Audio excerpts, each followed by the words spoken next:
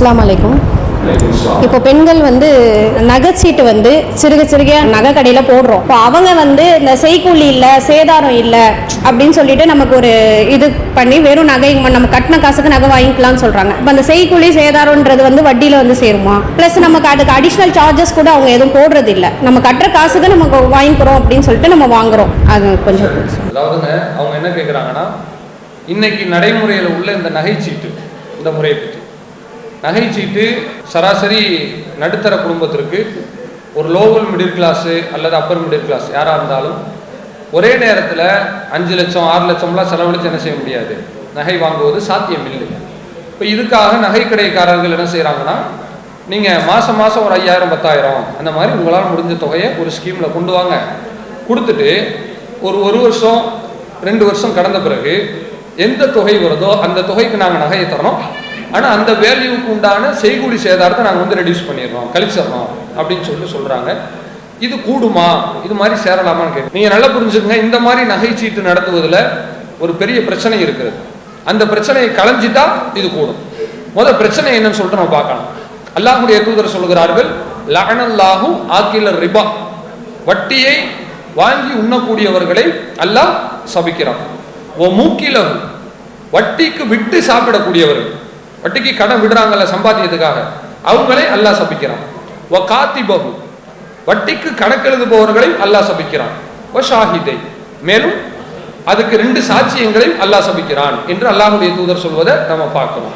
அது மட்டும் இல்லாமல் வட்டிக்கு ஒரு மனிதன் அவன் விடுகிறான் வைக்கிறான் என்று சொன்னால் ஃபஅதனு பிஹர்பி மினல்லாஹி வ ரசூலி, அல்லாஹ் ரசூலுக்கு எதிராக நீங்க தைரியமா இருந்தால் போருக்கு வாங்க என்று அல்லாஹ் கூப்பிடுகிறான்.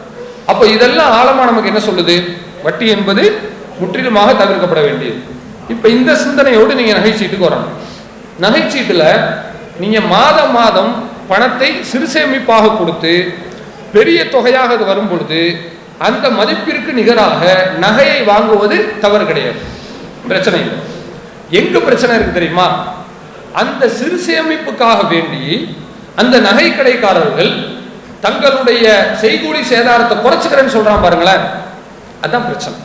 இப்போ நீங்கள் நல்லா புரிஞ்சுக்கங்க, நீங்கள் பணத்தை கட்டுறீங்க, கட்டி 5 லட்ச ரூபா கட்டியிருக்கீங்க, 5,15,000 ரூபாய்க்கு நகை வாங்குறீங்க, ரைட்? 5,15,000 ரூபாய்க்கு வாங்கும்போது நீங்கள் எவ்வளோ பணம் கொடுக்கணும், 5,15,000. இப்போ 15,000 ரூபாயை அவன் தள்ளுபடி பண்ணுறான்.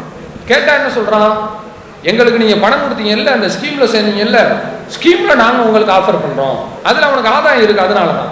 நம்ம ஒரு ஆளும் நினச்சி நீங்கள் கேட்குறீங்க 5,000 ரூபா 10,000 ரூபா மாதம் கொடுக்குறோன்னா, இது மாதிரி லலிதா ஜுவல்லரி மாதிரியோ இல்லை ஒரு பெரிய ஒரு நிறுவனம் மாதிரியோ எடுத்துக்கிட்டீங்கன்னா கிட்டத்தட்ட 1000-2000 பேர் பணம் கொடுப்பான். அப்போ எத்தனை கோடி வரும்னு யோசிச்சு பாருங்க. இந்த கோடியை வாங்கி நீங்கள் 2 வருஷம் கழிச்சு நகை வாங்குறதுக்குள்ள அவன் அந்த ஒரு 10 கோடி ரூபாயை வச்சு ஒரு 1.5 கோடி ரூபாய் எக்ஸ்ட்ரா சம்பாரிச்சிருப்பான்.